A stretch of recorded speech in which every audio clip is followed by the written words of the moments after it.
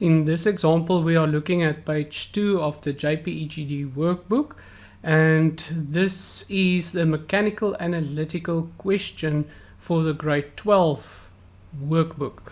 In the question, we are referred to a carburetor body, and what we want to do is just go through each of the questions in the question box as it's provided to us, and we need to fill in the answers. Key thing, as you should know by now, is that all of your answers must be filled in using only a pencil and only capital block letters. That is crucial. If you do not write in capital block letters and not in pencil, your marks will be affected. Let's take a look at the views that are given on this drawing of the carburetor. So obviously this is a third angle orthographic projection drawing, and we know this because we see the placement of the views as it's given here. We have our top view at the top left, then we have the front view below it, and to the right we have our sectional right view. And we make sure that we pay attention to the section on this example in the front view. At the bottom left of the screen, we see the title block, and in the title block, as you should also know from grade 11, is that you've learned that all the important information is given here. What the name of this design is, what is the name of the person that has drafted this design, who has inspected it, and various other important information. For example, the revisions, the dates, and then obviously also the file name, and then also is there any machining that has been done on this particular design. Let's take a look at the questions very quickly, and number 1 says, how many carburetor bodies must be produced? On the drawing itself, we will not see that type of answer because that is something that you will look for in the title block. So now we will go to the title block and we will look for an indication of the quantity. So right at the bottom, we will see it says there the quantity of 1,200. So that would be our answer. Question 2. From what material is the carburetor body manufactured? Therefore, we also need to look at the title block and we will see that it is aluminium. And that's what we will type in. Question 3. What is the file name of the drawing? That we will find here at the title block above the machining symbol.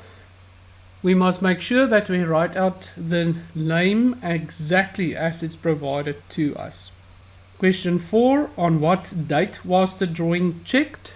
When we look at this column over here, it talks about the revisions and so on forth. So we will see that the check was done by Mariska on the 12th of October 2015. And write the date as it's provided to you. Question 5. In which province is the engineering company situated? We will look at the address on the title block and we will see here that it is in Gauteng. Question 6. Name the line at number 1. So now we first have to look on our views and we will see here is number 1 and the arrow is pointing to the center line over here on the right view, the sectional right view. So we know that our answer must be a center line. And then question 7. Name the encircled feature at number 2. So we see here is number 2 and we see they are referring to this feature over here and therefore we know it's a rounding. Question 8. What is the width of the feature at number 3? So we have number 3 here and it is this feature that they're referring to. The only place that we can go and find that answer is in the top view. And we will see there's a dimension of 32 millimeters that indicates this part of our feature. So this is that part that they're referring to in our front view, so we need to get that 32 millimeters from the top view. And I prefer if you write out the unit as well. Question 9. Name the feature at number 4. We know this is feature number 4. It's that area over there.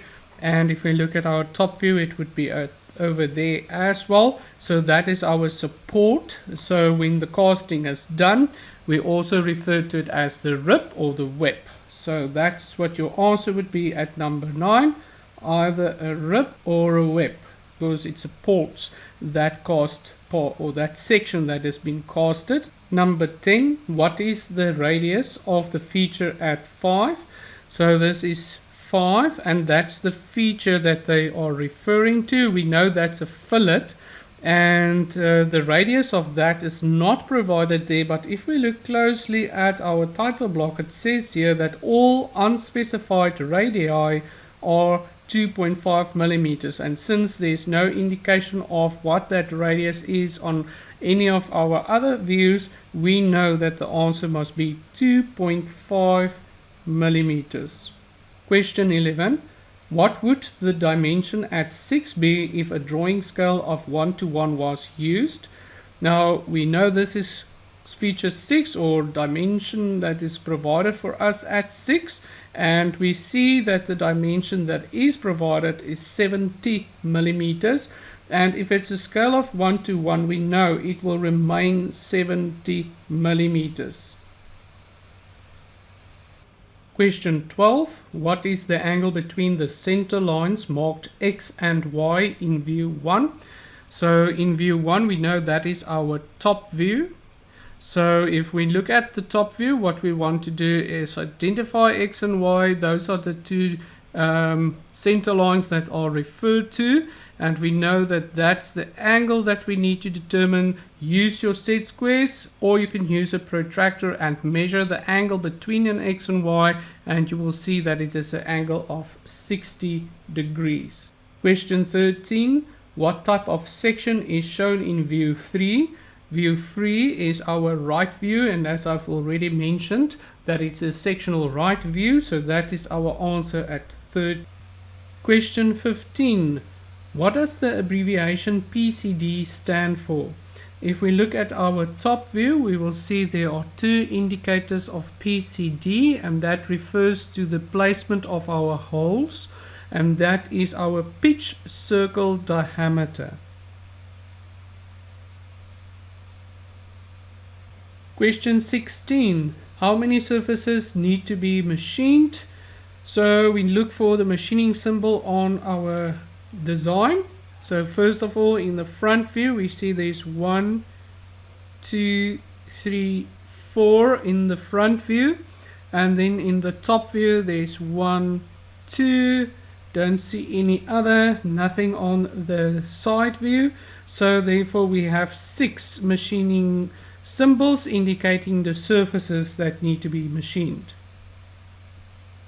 Question 17. What direction of lay is indicated by the machining symbol? For this, we need to look at our title block. At the title block, we will see the machining symbol. Now also look at the cover page of the JPEGD workbook for chapter 1, and you will see the whole page that has got all the machining and welding symbols on it. So you have to memorize the placement of the different features on a welding and machining symbol. And in this case here with the machining symbol, we will see that the C for the direction of the lay is indicated. So that means it is the C for circular. Question 18. Insert the cutting plane for view 3.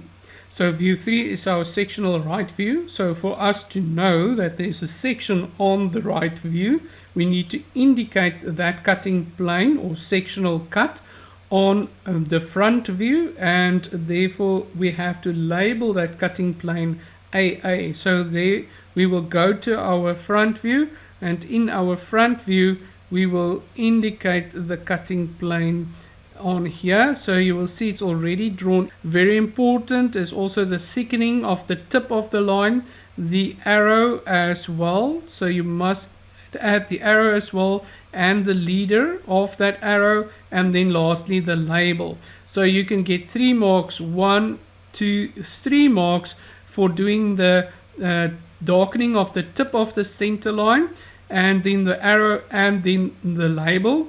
And you could get a mark for the center line itself, and on the other side also a mark for the darkening of the line, the arrow, and the labeling. Now, we generally in grade 11 and 12 do not give a mark for each of these. You might get 3 marks in total if you have done the whole sectioning cut correctly. So you get a mark for doing the thickening of the line, the arrow, and the label all together for indicating the center line, and then also at the bottom for indicating the thickening of the line, the arrow, and the capital letter A. And that is how you could get marks for this cutting plane in grade 11 and 12. Question 19. Determine the dimension at A to E. So let's take a look at A first. So we need to find A, and that's in the right view, the sectional right view. And for us to get that dimension, we look at the other views, because obviously we need an indicator as to what part it is. Now also remember, view 3 indicates this part of the carburetor. So what we need to do is to get A's dimension, look at the top view and see the dimension of a diameter of 76 millimeters. So we must now in our answer go and write the symbol and then the measurement, 76 millimeters. In question 19b, we are looking at the right view. We need that dimension, which is from this center line where the hole is to that center line. That's the dimension that we require. We have to go to our top view. We know it is this center line over here that we need to determine, and we need to look for an answer as to what indicator do they give us to know the radius of that center line on the top view. And that's where this part comes in, where we see that the pitch circle diameter is 64 millimeters, and therefore when we do our answer here, we're going to write 64 PCD. That's the pitch circle diameter for that center line. At question 19C, we look at the right view, and this is where C is indicated. Very important to look at the leaders. The leaders are looking at the whole thread from edge to edge on the thread. So that distance we need to go and determine by looking at our question here on the front view. And on the front view we'll see that that hole, if you look at the leaders, are also indicated from the edge of the thread to the other edge. That means that is a M14, and on our answer we will go and write M14. Question 19D. D we will find on the front view, and on the front view that is the height of the thickness of this part of the cast, and for that we need to look at the right view. There we have the thickness, which is 10. Question 19E. E we will also find on the front view, and we need to again go and do a little bit of calculation and searching. If we look at the dimensions given on the right view, the total height of that part of the cast is 116. So we're going to take the 116 and we're going to deduct the other two heights that are provided, which is 76 and the 24. Those two together will give us 100, and that means we are left with 16 millimeters, and we will write our answer 16 millimeters. Question 20. In the space provided in the title block at answer 20, draw in neat freehand the symbol for the projection system used. In the title block we see here is where we need to answer question 20. And it is a third angle orthographic projection symbol. So we'll start off by drawing a center line, and we will then draw in third angle the circles first, and then the cone, And we will also add the vertical center lines here. I hope this has helped you. Please make sure that you always write in pencil and capital letters. Always check that you have done the sectional cut, and if there was hatching that you had to draw in, that you've drawn it in. In this question there was no requirement for hatching, but please make sure that you filled in those details and memorize the machining symbol. And that was page 2 of the JPEGD workbook for grade 12.